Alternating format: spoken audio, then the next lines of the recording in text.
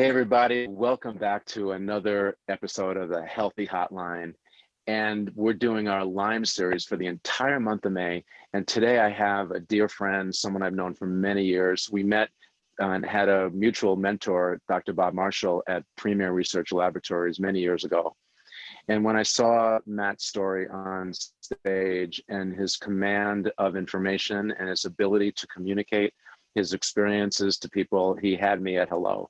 Matt Storey is an amazing guy who's got an incredible background in nutrition and natural healing. And he's here today to give you some of his helpful tips and hints. Matt, welcome to the Healthy Hotline.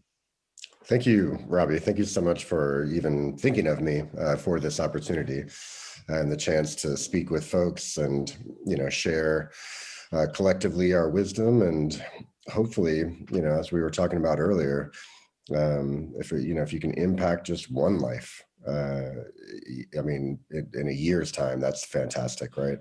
But, I think we're both on that goal of impacting one life a day at least, right? I came out of school and joined the U.S. Army and kind of went on my own journey with that, having a lot of fun there, doing foreign language and all the fun stuff, jumping out of planes and helicopters and everything. And when I left the Army, I kind of had one of those awakening moments, I guess, where I knew that I needed to live differently. I needed to feel differently than I did.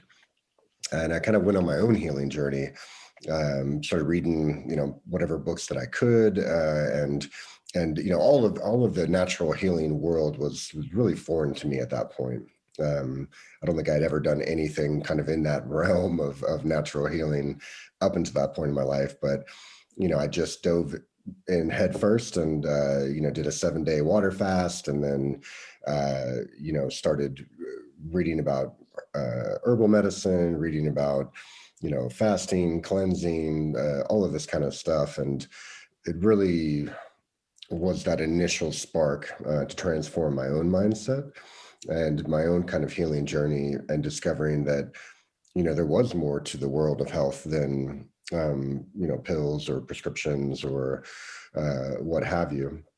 And, that kind of pushed me in this direction of natural health. And so from the time of leaving the Army, I joined on with a nutrition company and kind of worked my way through the ranks, so to speak. And then I found myself, when I moved to Texas, I found myself at Dr. Bob Marshall's doorstep and literally answered an ad in the paper that was,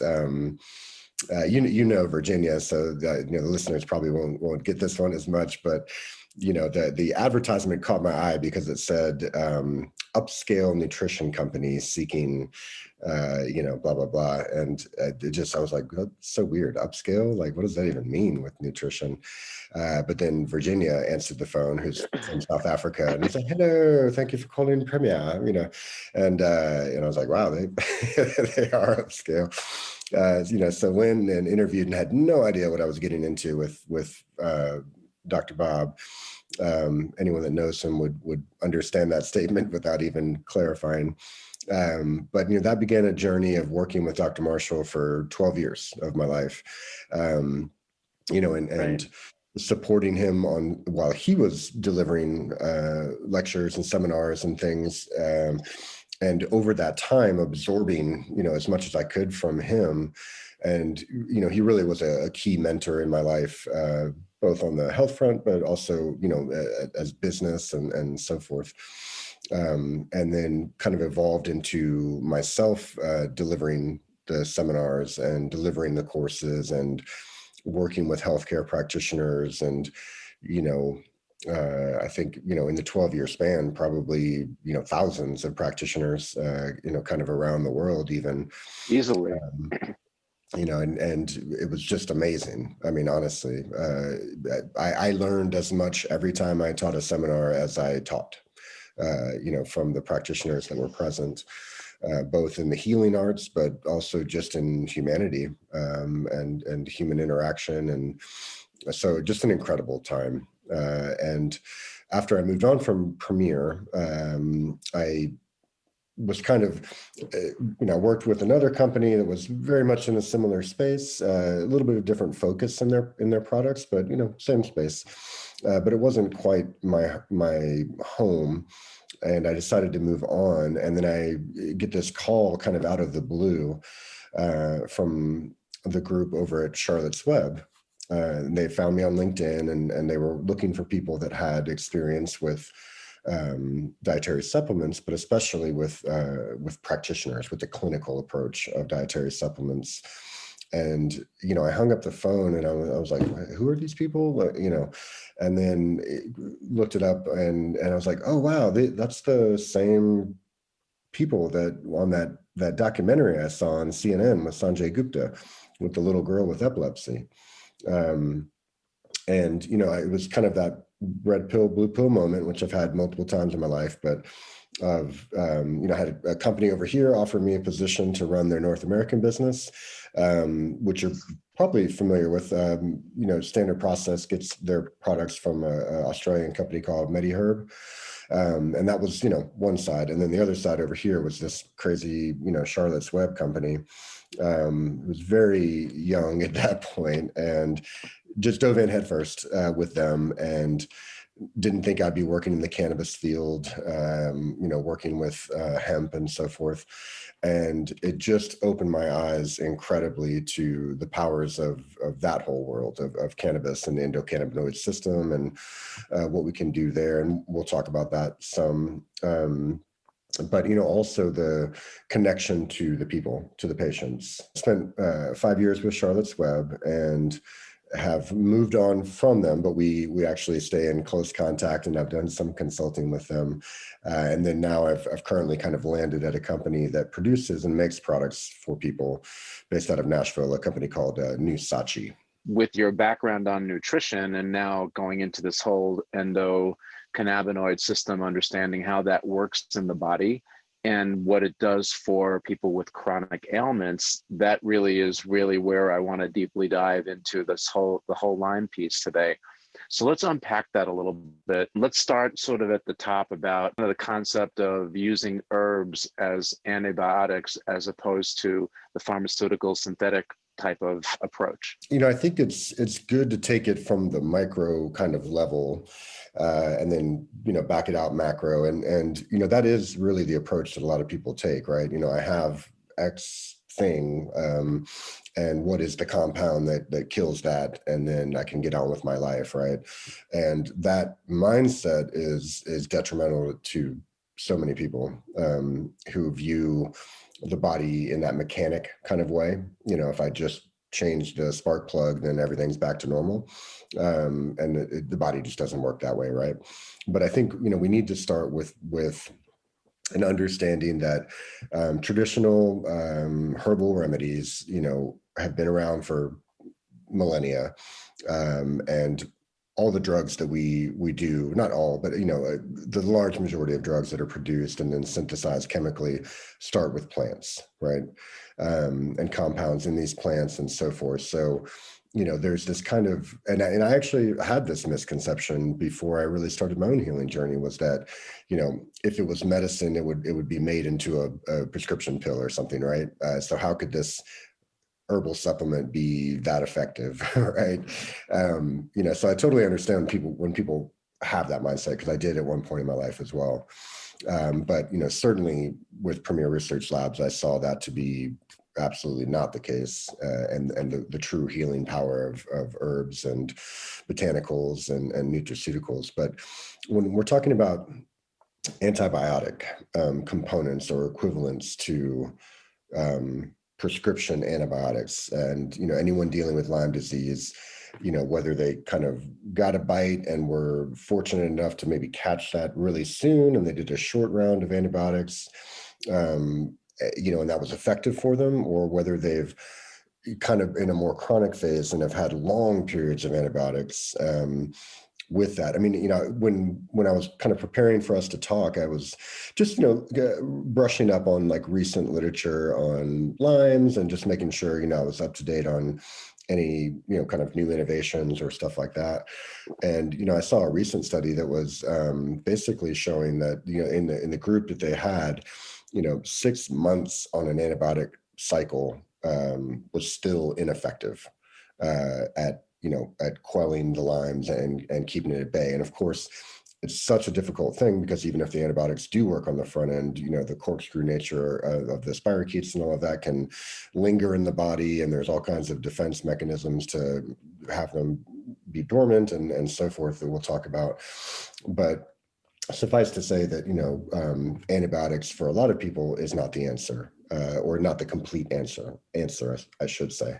But for, some herbal remedies that actually do have good research that show effectiveness against this kind of bacteria and can help the body along with this challenge. And I think any of these supplements, I'm not here, you're not here to represent a brand or pitch a product or any of that stuff. So any of this that we talk about obviously is kind of, if you haven't tried any of these approaches in your own approach to Lyme's, I would suggest, Googling and finding some supplements perhaps that have these compounds. And the information is out there.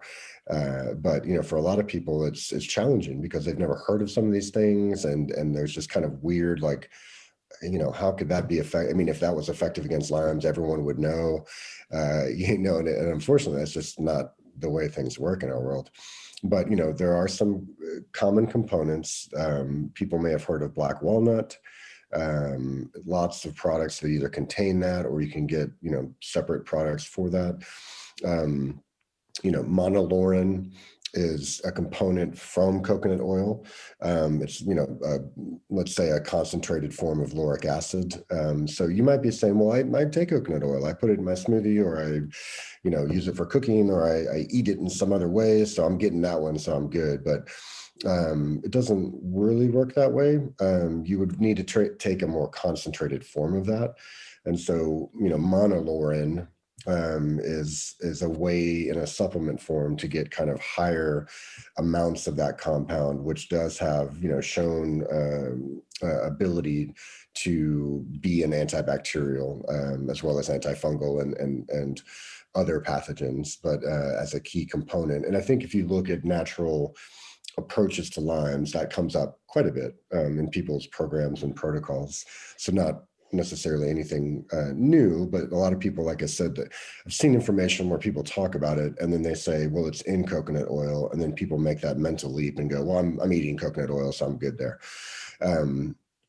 Another herb that I actually really like that I discovered kind of in the PRL days was cat's claw. Which is a South American herbal remedy, very easy to find in tinctures and capsules and things like that. But again, well researched and I think should be considered as part of any sort of program.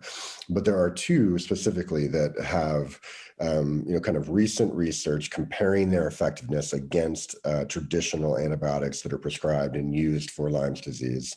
And in that context, when you take something and you go, okay, generally, let's say black walnut, right? Generally antibiotic, generally, antiparasitic, antifungal, that kind of thing, which is why you see that herb in a lot of detox formulations and colon cleansing things and so forth, antiparasitic formulas. But two specifically, Japanese knotweed and quinine, from Ghana, are just the one that they looked at, that have, an equal effectiveness in these studies to the antibiotics that are used and prescribed for Lyme's disease. So the knotweed one is interesting. At Premier Research Labs, we actually use the knotweed derivative for our resveratrol product.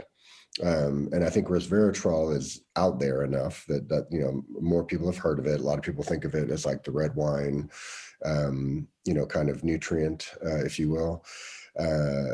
But it can come from multiple sources. And resveratrol is an interesting one because there's so much research out there on it, from as an antioxidant, and then use in all kinds of other things. But this one was very specifically looking at its antimicrobial properties with Lyme's.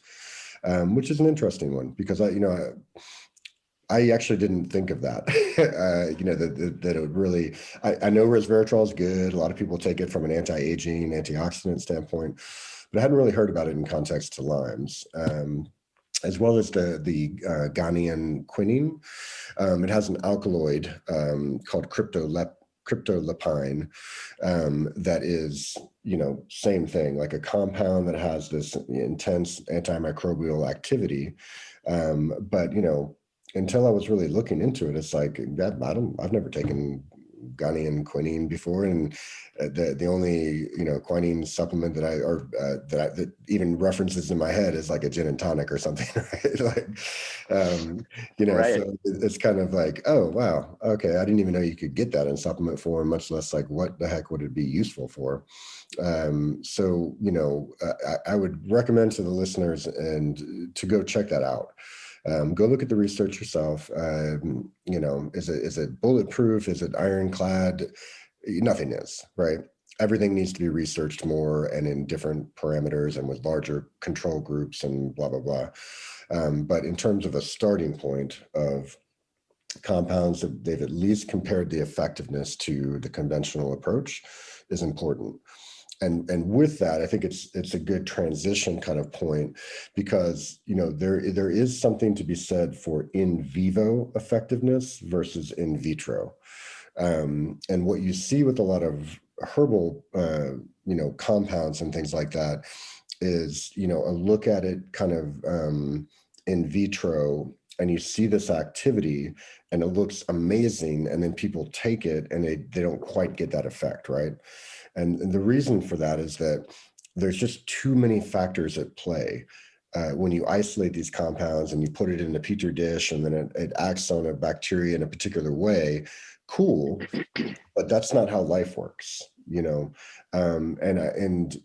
guess one analogy you could make is it's kind of like, it's pretty easy to shoot a target when it's a paper target on a wall, but when that thing starts moving around, it becomes much more difficult to determine how good of a shot you are, right?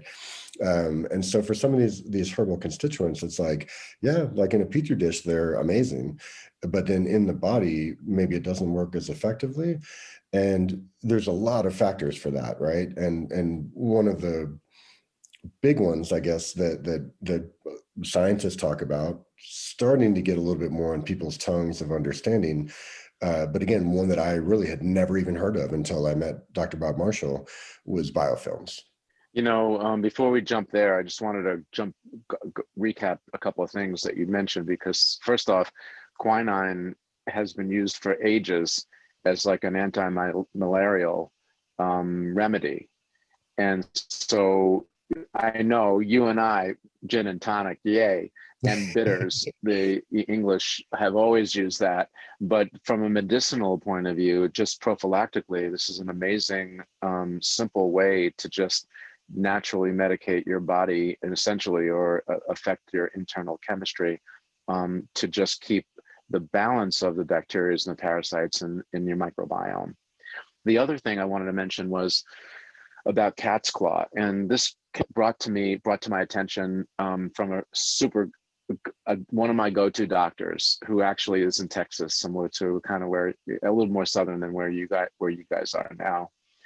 And the discussion I was having with him was, well, what do you think of all these like blood labs and Western blots and the IGenics, and way back when we were doing them actively, they were $1,000 a pop. They, depending on when you caught the antibody actual production or the immune response against the invader, would very much determine whether you're getting false positives, false negatives. Like it just was all over the board. And this guy said to me, what I'm doing is something completely different. I'm saying, okay, you come to me clinically symptomatic, and I have a pretty good understanding and thinking that you may have Lyme and or the co-infections like Bartonella or Babesia and so forth. And there are various strains of them. So how about if I introduce something like a homeopathic or a natural remedy, like you're mentioning, like cat's claw, and I dose you with 2 drops on the first day, or 2 tablets. Second day 4 tablets, third or fourth day 6 tablets, and see how your body responds. If you have that flu-like Herx reaction, then we know we don't need to do all these other blood testing things. We already know you're symptomatic, you're clinically showing us symptoms, and the one natural remedy is already showing us that your body is responding appropriately. So we can take a pretty good proactive approach to whatever the game plan is for going after building up your immune system, opening up your detox pathways, and then actually going after the underlying source. And I just thought that that was so beautiful because, you know, the other thing too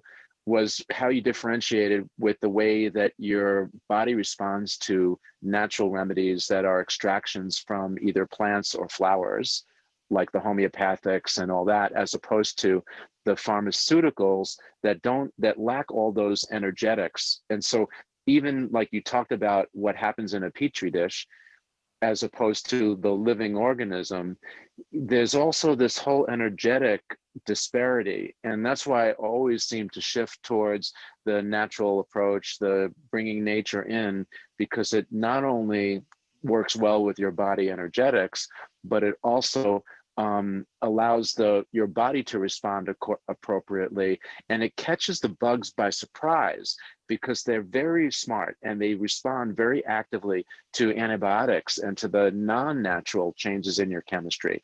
But when you start hitting them with natural remedies, it's a whole different ball game. So go on, you're doing so well for us.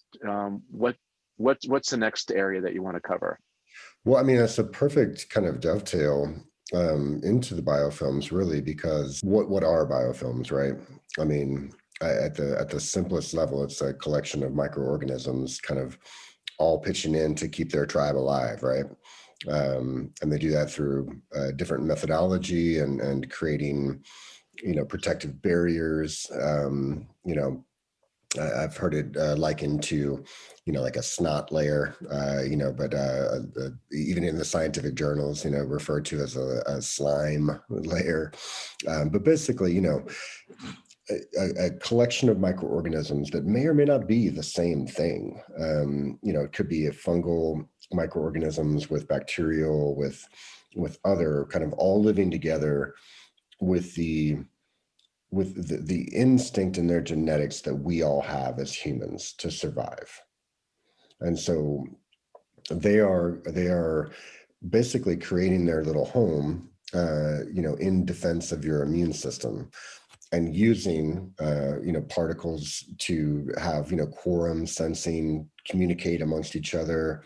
You know, and this is all well documented in the scientific journals about how these organisms are able to create these biofilms and protect themselves from the immune response, but also communicate with each other and share information about the immune response, which is, you know, really, you know, if you take the mechanical view of nature and you just take this one molecule and you expect it to have all the activity against these things, it's very limited. And these things can learn about that one molecule quite readily and share information with each other and figure out how to beat it.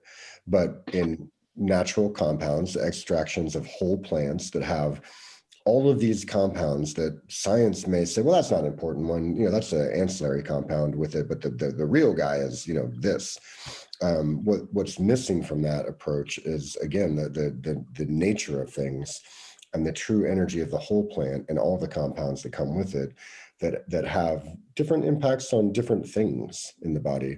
And co-infections, especially with Lyme's, is such a big deal, right? I mean, you have this one thing you're calling Lyme's, but you have all kinds of different co-infections, which is why this broad approach, this full spectrum of botanical compounds, and that can be done with prescription antibiotics. I'm not, I don't want to demonize that either, right? Like that can be incredibly helpful for some people, and I think especially with our understanding of antibiotics today and the ability for people to put beneficial bacteria and food to feed that beneficial bacteria, back in, I think it doesn't have to be the worst thing ever, right? But with that Right. approach, it's kind of like the other compounds in these herbal components can be such a help for the co-infections. But with that is that understanding that, hey, just know that they are conspiring, not necessarily against you, but for themselves, and it's a natural instinct of defense that these microorganisms have, the same as if we were banded together in a tribe and we had some kind of outside threat, right? And so the along with that, there's things that you can do, prophylactically or preventatively to create a more optimal environment in your body to help with the prevention of the formation of biofilms, as well as things that you can do to help disrupt or break down these biofilms should they already be formed and prevalent in the body. And there's a lot of research out there around implants into your body, foreign material put inside your body as a harbinger for, these organisms to set up camp and basically build little bacterial colonies and biofilms and make it significantly challenging for your immune system. And so, this idea of my body's riddled with infections and it's a continuous process of inflammation, and continuing, the higher the inflammation goes, the easier it is for more infections to take place. And it's this never ending cycle, right? That I think so many people with Lyme's experience. And it can feel overwhelming. Just know that people that have a foreign matter and put into their body, whatever that might be, right? A knee replacement, this thing or that. Now, science is advancing with materials and coatings to help prevent that kind of thing from happening. But for so many years, I mean, it's basically like when people were getting those things, it was like an open invitation for a similar kind of, event going on in the body of perpetual, infection and inflammation and so forth. So, what can you do today? I mean, what can you do right now to make your body, less prone to biofilm formation? Kind of, and this will be the theme for everything, really, right? It's like all that boring stuff that everyone says about, living a cleaner life, exercising more, getting more sunshine, living positively in the moment, eating a diet that is not an inflammation promoting diet, all that boring stuff that everyone says and no one wants to do. That all, it is clearly something that you can do to make your body less prone to that. But from a more specific standpoint, in the research, again, what you've seen is that compounds from green tea, the EGCG, as well as ellagic acid and other compounds that are in the green tea and the tannic acids and so forth, actually disrupt the ability of these several organisms, not all, but several organisms, from creating biofilms. And we all have all of us are fighting one biofilm in particular that every day, and that's dental plaque. Like, if you're trying to wrap your head around what the heck are biofilms and what does that even look like or mean, dental plaque is a biofilm, right? So, why do you do this activity of brushing your teeth? Hopefully you're doing more than that. You're using the sonic toothbrushes or water picks, or, why are we doing all these things to prevent cavities and so forth? Well, you're actually disrupting the formation of biofilms when you do that. So it becomes even more important, right? So in your body, how can you do that, right? We can't get in there and use the Sonicare on my gut, at least not yet, right? But, either a part of, your regimen is drinking green tea, but maybe that doesn't jive for you. The caffeine's too much. You don't like drinking tea, whatever, right? Now, we live in an era now where you can get super potent, dietary supplements or things that have these compounds from green tea, so you can still get that benefit without having to drink the tea if that doesn't jive for you or your lifestyle or something. But I think, there's umpteen thousand good reasons to take in these compounds from green tea, outside of the context of our discussion today. So suffice to say, I think it's one of those things that just at a baseline health program benefits just about everybody, right? I don't necessarily believe that everything benefits everybody. We're just too complex of organisms for that. But really good research on that. So if you've never heard of that, if you've kind of heard of green tea and like it's good in some ways, but you're not totally sure why, Google EGCG and Lyme's disease, or EGCG and biofilms. And what you'll see is some really cool research that does show the disruption with that. What else can you do? There's also another compound called lactoferrin, which comes from dairy products typically, but it really prevalent in a supplement that I've enjoyed throughout the years called colostrum. Very high in lactoferrin. Colostrum is one that, now you can just get in powder form. I like to throw it into my coffee and blend it in sometimes, or just into a shake. But lactoferrin, again, has been shown to disrupt the ability for these organisms to actually even create biofilms, which is big, right? And so it's another reason for something like that to just be a basic part of your health program, right? With that in mind, again, when I was looking into maybe innovations, let's say in the field of limes, right?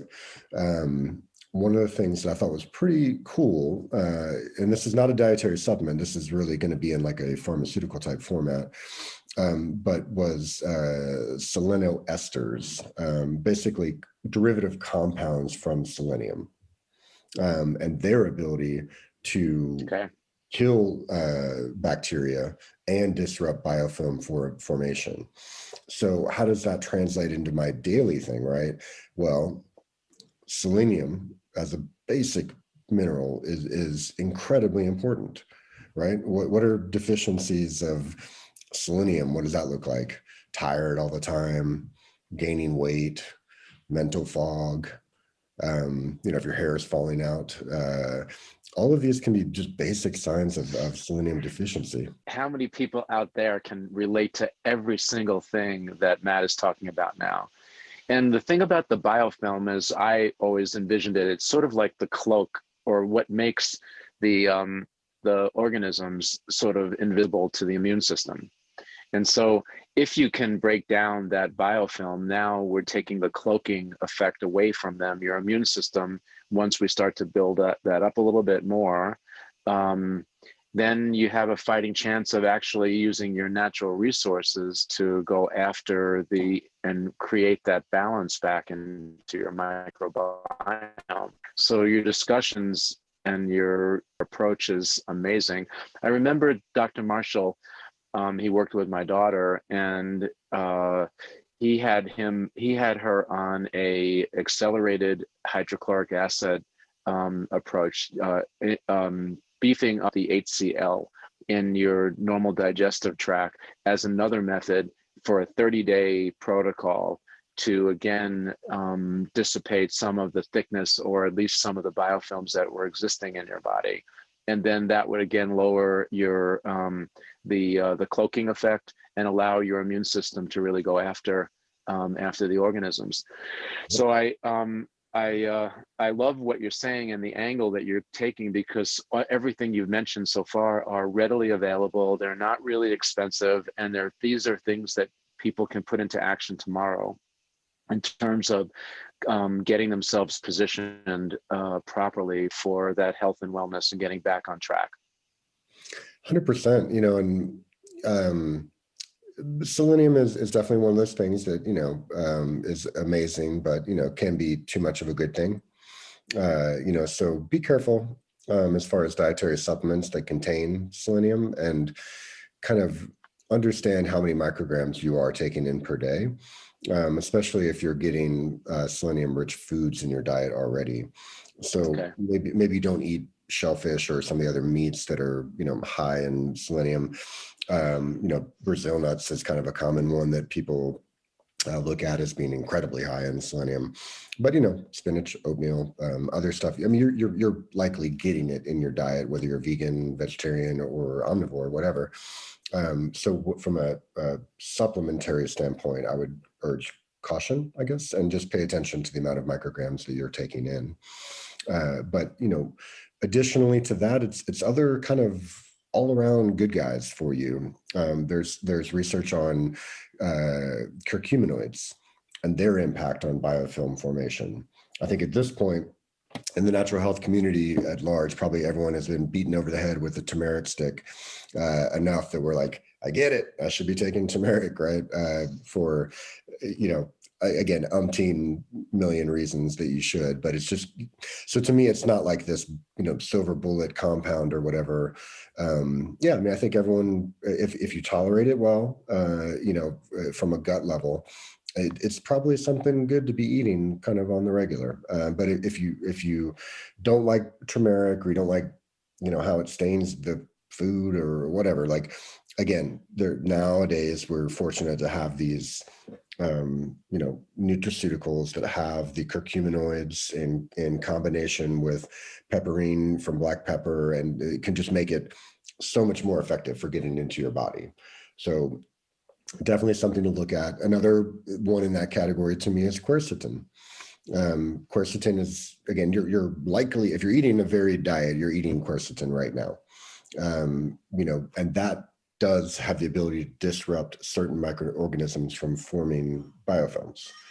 So again, definitely eat it in your diet. I always encourage that as the first approach. Quercetin is actually one of the things that I personally supplement extra with. Because again, we've advanced in nutritional science to the point that we can have this flavonoid in a potent format that is also bioavailable. And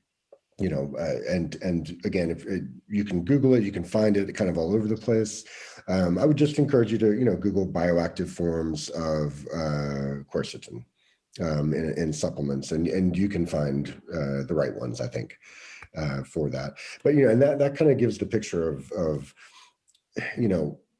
yes, you have infections, right? But there's more going on to how these infections are trying to just go about their day and live their own lives.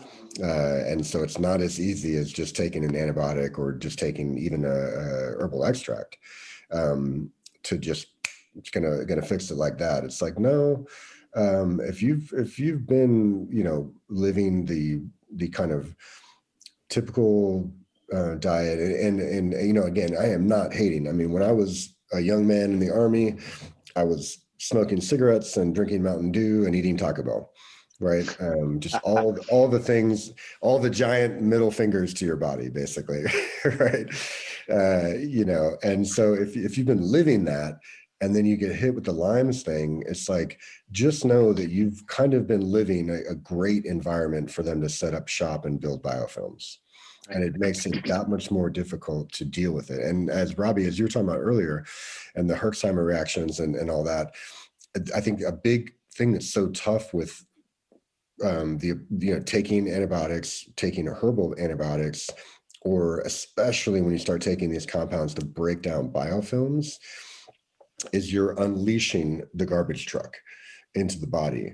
So it's like, if you're not taking care of the elimination of that, healthy bowel movements and regular elimination through your bodily processes, lymphatic massage, sauna, all the things that you can do to just help elimination, yeah, you're going to feel like crap. I mean, it's just going to happen because you're flooding the body with all of these toxic byproducts and compounds, and just you're opening up the cesspool into your bloodstream. So I think it's important for people to really remember that like, yeah, if you hit it on if you find that silver bullet, likely it is going to make you feel like crap for a bit as your body works through to try to eliminate that stuff. Yeah. Another one that, we never really had it at PRL. I think Dr. Marshall had his own kind of thoughts there, but silver nanoparticles, silver as a compound. Colloidal silver. Yep, Colloidal exactly. silver. Yeah. Yeah, colloidal silver is, being used in drug technology, silver nanoparticles to deliver drug therapies, but, also you can commercially get colloidal silver products. And those are exceptionally effective at breaking down biofilms and and they're also, just antimicrobial in nature. Definitely something to take a look at. And then probably something that maybe everyone's heard of, but they're not totally sure about is enzymatic cleansing, using proteolytic enzymes that break down proteins, right? Taking those between meals. So it's not just about digesting the food that you ate, but it's about scavenging the body and breaking down compounds and molecules and things that are toxic in nature. And so biofilms, again, being formed of polysaccharide bonds as well as proteins and all of that. By doing proteolytic enzyme cleansing, you're bringing these like powerful scrubbers and compounds that can break down these things and start to clear them out and get them out of your body. But again, it's with that caveat of like, buckle up, because you may not feel the greatest for a little bit when that starts to happen. I love that. And what we find in our own journey and helping many Lyme people from the Lyme community is basically to sort of understand the order that you do things in, so that you kind of get a little game plan going. And if you have this vision that you really want to go after the underlying source, or unpack, like you say, unleash the organisms and the biofilm is a toxin, by changing the chemistry a little bit, that's going to cause them to get active and they poop, and that's a toxin. If you're successful in whatever approach you take to lower the population or rebalance the population of these organisms in your body, that die-off becomes a toxin. And so if you're already toxic before you go into that event, of course you're going to feel horrible. And so we can avoid that whole Herx response by just understanding that probably a good plan would be to try to lower your toxic burden and lower your inflammation accordingly, because inflammation and toxicity seem to travel on the same highway together. Definitely. And once you lower that, then we can start getting a little bit aggressive with sort of the things that you were talking about, so that the impact on your body isn't going to be as great. And you'll be supporting your body with natural remedies. So that's the good part. And also rebalancing that microbiome inside of you at the same time. So I think everything you said, these are amazing attributes. Like almost every single thing that you mentioned has a place at the table and is easily attainable and not that expensive to go through, and people can do them at home. And I just love your insight. So continuing on our journey, we have a few more minutes to talk today. So let's keep going, because there's so many more things that Pearls you want to offer to us. So I just don't want to cut it at all short. So what's next on your list today? Well, I mean, I think you brought up the I word, right? Inflammation. We've talked about some herbal components that will help with inflammation. I think at this point, everyone's very aware that the curcuminoids from turmeric also are potent anti-inflammatory compounds, as well as the ones from green tea, as well as, most of the things we talked about are antioxidant in nature. And anti-inflammatory, either primarily or secondarily. But inflammation is such a huge thing, and tied in with that is controlling your cortisol levels, or Right, trying exactly. to maintain them optimally. And again, when you talk about healthy cortisol and healthy adrenal response and maintaining healthy cortisol, it's all that boring stuff that no one wants to hear, right? Like, go to bed on time, wake up and go to bed around the same times, do everything you can to protect your sleep patterns, and there's just a whole host of things that, you could spend an hour just talking about optimal sleep and sleep patterns and how to do that, and uh, when people talk about cortisol, the two biggest things, right, are always sleep and stress management, right? And what do we do better than anyone else in the world? In America, we stress out about everything, and we put a bunch of stuff on our plates, and we have to race against, the world to work, and then we wonder why we're all stressed out, right? And then the advent of these and everything else, and the electromagnetic field exposure that people have, it's just a nightmare for people trying to maintain that healthy circadian rhythm. And I challenge anyone who says to me, I just have these sleep problems, and I just, I can't go to bed at this time. I mean, quit what you're doing and go work on a farm for a week. And I bet you that you will fall asleep in the evening and not be racing with things, especially if there isn't Wi-Fi connection out of the farm.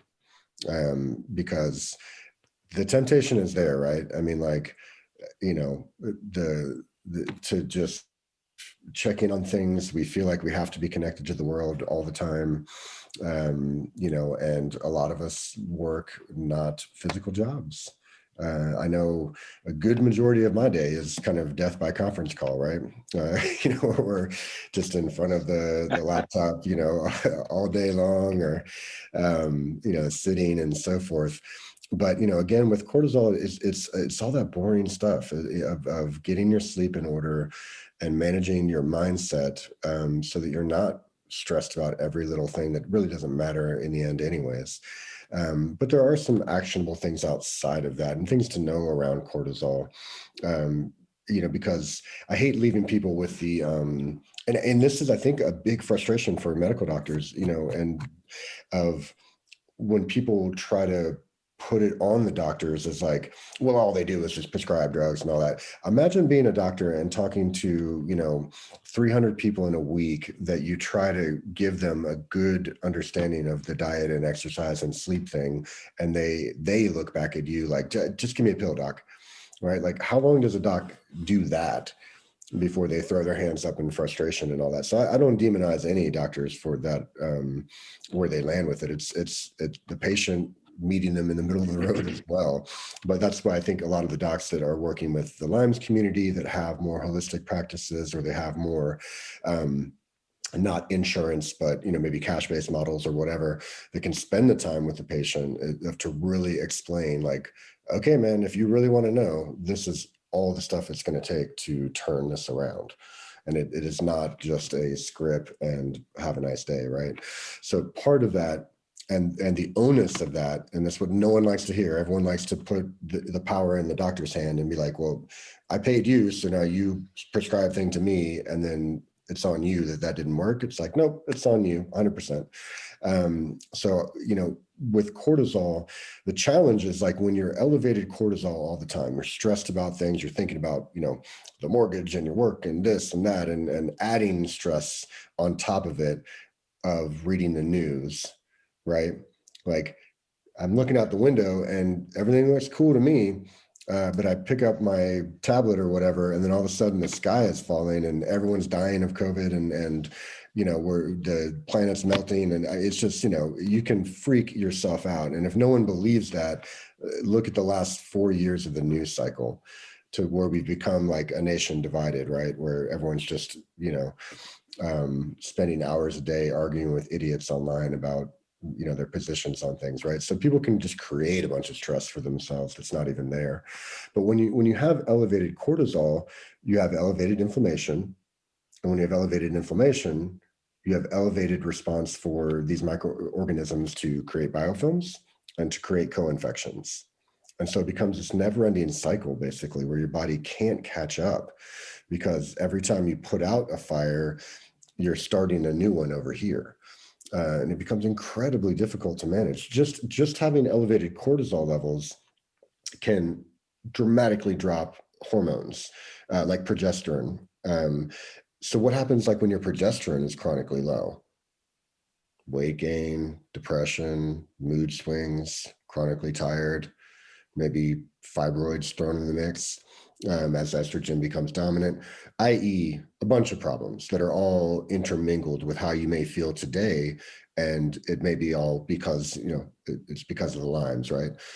It may be driven by, it may be a huge factor of, but it's never the full story, right? So getting your hormones checked and like full panel checked, but also understanding one thing is that everything in science is based off statistical significance parameters, groups that we're trying to designate reference ranges for.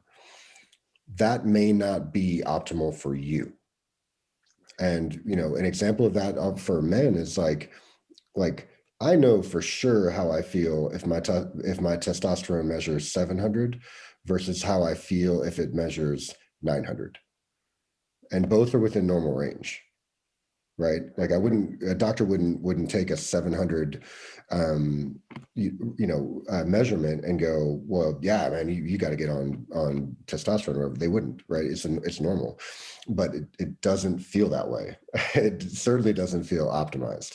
And so as a female, if you have Lyme's, and let's say you are noticing this kind of continued flare-up cycle around your menstrual cycle, that could absolutely be tied into dipping progesterone levels.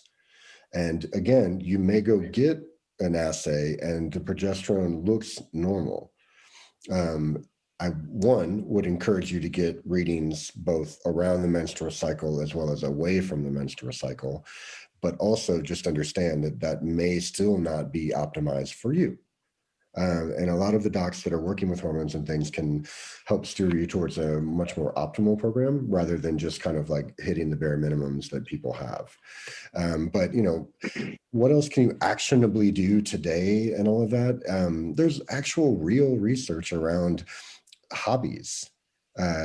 Developing a new hobby and putting your mind into that and taking your mind off of other things. I mean, as I'm learning how to do sculpture or whatever, I'm not thinking about the news cycle.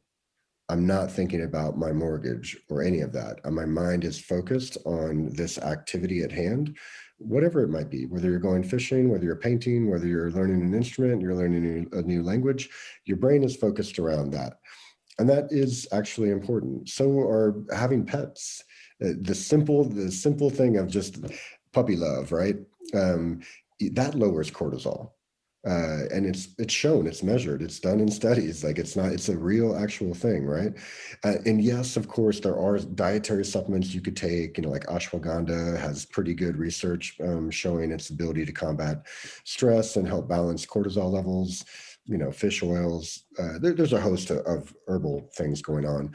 But to me, those are, at best icing on the cake, right? Like you can't have a lifestyle where you check in with the news first thing in the morning and right before you go to bed, and you're on your screen with blue light, an hour before bed, and your mind is racing by. Like no supplement is going to combat that, period. And so I think, it kind of dovetails into the other talking point of mindset, right? I just want to comment on a couple of things because you've just said so many important things. And everybody out there, I haven't, in 25 years, I haven't really interviewed or talked to a Lyme patient that hasn't had a sleep challenge. It's one of the first questions I ask them: how's your sleep? So if you don't get a good night's sleep, then you wake up tired. Or I'll ask the question differently: when you wake up in the morning, are you feeling energetic or are you feeling tired? Mostly everyone's feeling tired. So you may be getting a lot of sleep. And many patients or Lymies, they get a lot of sleep, but it's not a quality sleep. They're not getting into REM. They're not getting into Delta, where their body's in repair. Their mind is shutting down, and they're actually getting to a point where it's fixing all the stressors from the day prior or even before that. So this cortisol topic is so important. And, it seems so simple. Well, just get some more sleep, but it isn't that simple if you've got that sleep challenge. Or I remembered from my daughter, her circadian clock, her bio clock was completely upside down. She lived with two cats. The cat would jump on her bed like at 1 a.m. She was a light sleeper, it'd wake her up. Then she's up from like 1 to 5. As soon as the sun came up, she'd fall asleep. So all of her hormones were all whacked out. And then what you just said a few minutes ago resonated with me, because many women's menstrual cycles are also tied to moon cycles and the gravity changes. And the moon cycles also affect parasites and microorganisms. They become way more active right going into full moon cycles. Totally. So now you got a double whammy where you got your cortisol, your sleep challenges, the bugs are more active, you're going through your menstruation. My God, the simple things, just like, the background that you see me at today is actually, I'm on my farm in Michigan. And I was commenting to Melody just yesterday how I don't nap in the middle of the day. I normally get up in Florida where I live at 4:30 or 5 without an alarm clock. I get up, almost systematically within that range every day. Here, I'm sleeping until 8 o'clock in the morning. Like, I wake up and I almost feel disoriented. And in the middle of the day, I am feeling like I need to take a nap, and I don't nap. I never nap during daylight. And so what is that? It's not like feeling the ocean energy like I do at South Florida, but it's definitely different. And change that up a little bit, like you're saying. I think that's so important. And oftentimes with younger families, and especially in these days with COVID and restrictions, the kids are gaming a lot more, and they're just on the screens more. Even now with, the way that they're going to school, everything is on a tablet or it's on a wireless device. So we recommend that they spend an hour or so on some kind of device and then an hour off. Well, we're coming out of winter, so maybe we can get out a little more, but just kick your shoes off, hug an oak tree or a palm tree, walk in the sand, walk on the grass, bring that earth energy into your body to balance out your body battery. These are all simple things, inexpensive. You just have to understand how important it is and start integrating that back into your lifestyle in order for it to create that balance you need, and ultimately balance out your rhythms, your cortisol levels. It takes a while to do this. This isn't, like you said earlier, it's not the blue or red pill deal here. This is a shift in your mindset, getting yourself set up and understanding what kinds of things you need to rebalance, and then get back on that road for recovery in a nice, healthy, systematic manner that takes time to do. So it's realistically, it could take, man, if you're chronic, you could have been building up those toxins and that perfect storm inside of you for years, right? This isn't going to go away overnight. And like I often say, so I fashion it sort of like climbing a toxic mountain, right? It's one step at a time for the most part. When you can't really fall down, you can't really fall going up a mountain, but you can fall coming down a mountain. So if you start getting too aggressive in going after these things, and I certainly understand it, because people that are chronic, Matt, they're sick of feeling sick, and they get some kind of result from something, and then they just want to do it and hit it hard, and you can overdo these things. So taking a low and slow approach, getting down that toxic mountain, is something that we found really effective, and having realistic understanding that it's going to take a while to unravel, I think, is also important. So we covered so much today, like herbal approaches, the biofilms, managing your cortisol levels, adjusting your mindset with, the sparing time we have. And you've given us so much of your life and your time today, so we so appreciate it. What other things do you feel that is important for us to know? Well, I think the mindset thing is like easy to talk about, hard to do, right? There's a reason why people are Zen masters or disciplined, martial artists or what have you. Like it takes time to build that up and the mindset. But I think for a lot of people, it always makes me think of a friend of mine from New York that kind of has that classic, New York kind of abrasive, whatever, like, not afraid to speak their mind, kind of thing. And it's just like, what am I supposed to do? Just smile and I'll get better, but it's funny because, there's more and more research coming out about the actual real impact of your emotions and your mindset on your immune response. I just literally saw one in kind of thinking about how I was going to approach this call. They took 350 adults that volunteered and were well compensated, but volunteered to be exposed to the cold virus. But prior to that, they took a bunch of different kind of qualitative inputs on their emotions, their mood, their outlook on life, from a positivity standpoint and all of that. And overwhelmingly, the people that had a high index on that, high, positivity, high, good outlook on life, all of that kind of stuff, smiled often, laughed often, so forth, were way less of actually catching the cold than the other people who scored low on that index. And little things, smiling, not like fake smiling, but, really smiling, really laughing, really looking at life, that, it's a gift, it's a journey. None of this really matters in the end. When people are on their deathbeds, they sure as shit don't care about what's in their 401k. They care about who's in front of them and their families and all of that kind of stuff. And, Right. so it's really about that mindset. But I think for the Lyme's community, it's an even bigger challenge because you're not feeling good and you're feeling dragged down, and maybe for quite some time. And maybe you've spent a lot of money, and maybe you've seen a lot of people, and you've tried a lot of things, and you've gulped down a lot of crap that you don't think tastes good, and you've felt awful throughout periods. So not the easiest to be like, hey, wake up and smile and it's all good, right? But it's really that whole thing of like, I am willing to commit to the end of this journey of what it takes. And for some people that, like you said, I mean, slow and steady, and it could be a multi-year kind of thing, which no one wants to hear, right? Everybody wants the 7-minute abs, right? But much like weight loss, a pound or two a week is reasonable. Trying to, drop that 50 pounds in a week is extremely unreasonable, right? And so it's a slow and steady methodology approach to it that is just critically important, and finding reasons to find joy in life.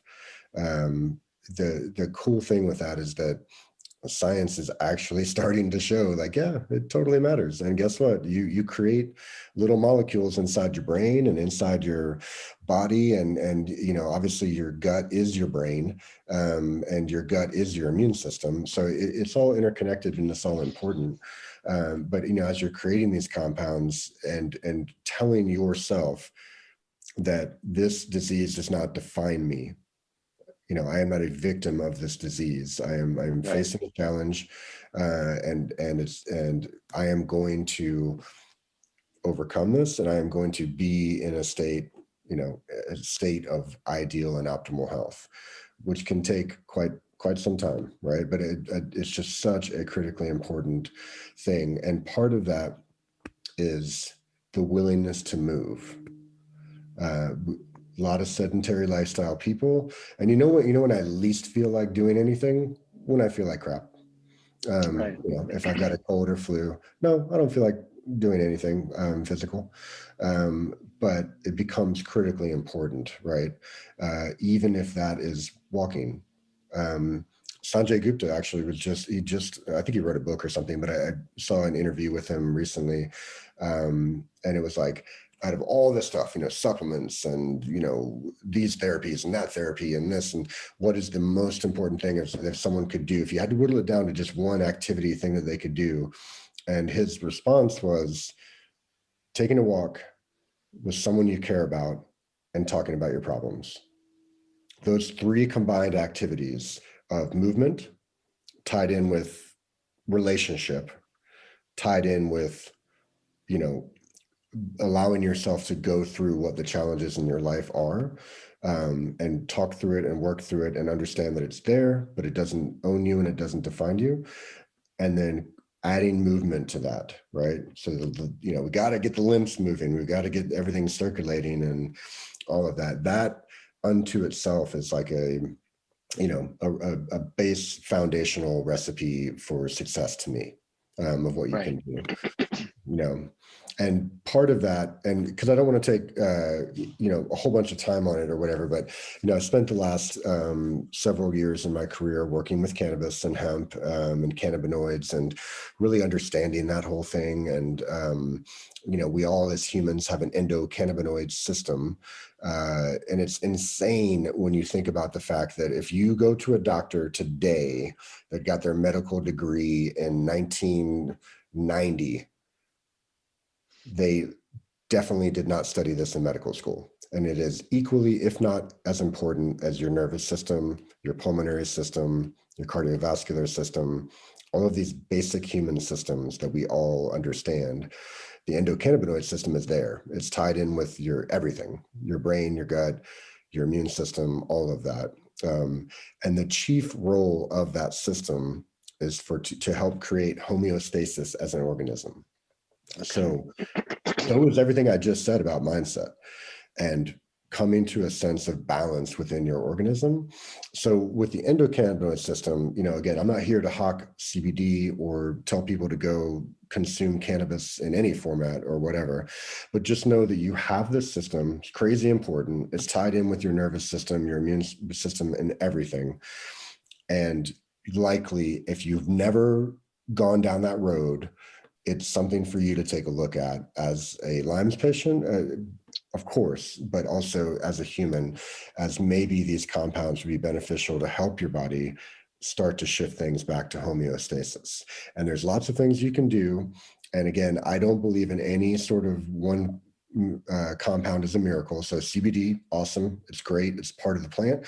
The plant has hundreds of compounds that are beneficial for the body. So, look for those kind of things and maybe explore that. Unfortunately, no, you're not going to find a research paper right now linking cannabis to Lyme's disease in any meaningful way, at least that I've found. And trust me, I've looked through the journals.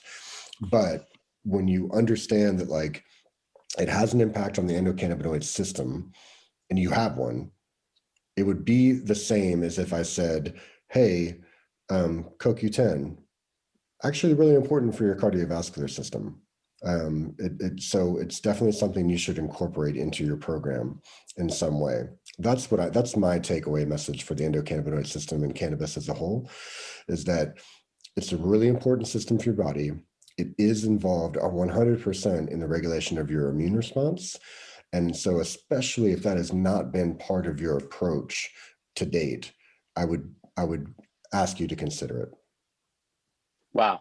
That's so well. We know, many of us know that CBD and even cannabis or any of the derivations, we're not talking about the one necessarily getting high or the THC side of the discussion, but people are using it very effectively for pain management and for sleep management and just to calm them down and shift in a sense from that sympathetic dominant state in their autonomic system to the parasympathetic, where they're just calm and everything else seems to be kind of cool running. And so there's a whole bunch of that I think is super important in this overall backdrop that you talked about. I think so. I think it's a new frontier because of the prohibition of the plant and so forth. So the research is still very much catching up. But again, it's never going to be a silver bullet. I'm no way suggesting that someone would take hemp oil or CBD or whatever, and then all of a sudden that is the thing. But in terms of it, could it be an ally in your combined approach to helping you clear the hurdles with Lyme's? 100%. And by the way, I have in one of my drugs of choice for the optimal health category for 2021, which is my research for this year, I've added laughter as one of my drugs of choice. So I do believe, like you say, like just taking your life and the world a little less seriously. I have an emotional coach that I work with every day. We were best buddies, and that's what he does. He's an emotional healer. And when one of his things, when he signs up a new patient, he tells them that they can't, if you're going to work with me, you can't watch the news. And I just thought that was so original given everything that we have been going through. So, and by the way, you know, these little devices that we all have, you know, they do have on and off buttons in case you guys didn't know that. So you can, yes. Yep. And you don't have to watch a TikTok in order to discover where that on off button is. Matt, you're awesome, man. Thank you so much for hanging with us today. Yeah, you really nailed it. And you covered, like, you went from the, you know, from the ground level all the way up to the 40,000 foot view. Everything you mentioned is super important for us to know and understand, things we can take care of and we can do every day, and that we should just be patient with ourselves and understand the journey and try to enjoy every single breath and every single day of that journey. It's not just about pain to purpose. It's just about understanding. And, you know, there was one thing that really resonated with me that you said, because it was something I learned early on with my daughter, Julia. She was very smart, very intelligent. And I felt like she wasn't utilizing all of her assets. And I felt, not having Lyme, that she was hiding behind the Lyme diagnosis as the reasons why she could slack. And so as a father, I was a little extra hard on her. And then my wife, Melody, would say to me, why are you so hard on her? If you just coaching a regular patient, you wouldn't be that, but it's your daughter and you're so hard on her. Why aren't you taking the same approach to her? So I said, you know, darn it, you're absolutely right, as she is usually. My wife has only been wrong since 1951, by the way. Once. So, so I said, you know, Julia, let's sit down and let's redefine what health means. And it's not about your diagnosis. It's about living purposefully and living symptom-free. Because like Lyme could be like malaria or hepatitis or some virus like Epstein-Barr, something that we all have and will always have inside of us. So why don't we focus away from the diagnosis and just focus on our lives and our lifestyle and our purpose and our bliss and get centered there. So yeah, you may not be able to work 14 hours a day. I'm not sure that that's right anyway. I think that's a Western approach to work. And I love the European approach much better, or even South America, where they take 3 hours off in the middle of the day to just enjoy life. What's so wrong about that? Totally. And so that being said, you know, life is about understanding your purpose, finding your bliss, and just acting on that. And that could be finding your religion, finding a new hobby, giving back to your community, or just, you know, reorganizing your family structure and just finding that wholesome, grounded feeling. And I think that if we can get ourselves organized, work on that part of the application, and then the other part, just getting that symptom free so that we're actually liberated to live our life to the fullest, that to me is what the true definition of healthcare is, or wellness is. Could not agree more. Yeah. Matt Storey, you're amazing. You're an all-star. Thank you for joining us. Likewise, Robbie. Thank you so much. On the road. Can't wait to hook up with you again. And happy trails to you. All right. Thank you so much for the opportunity. All right. Be well. And thank you for everyone that tuned in. Hey everybody, it's Robbie Bessner. Thanks so much for joining us today. Please share this content with anyone that you think might benefit from it, and we're looking forward to having you with us tomorrow for another great interview.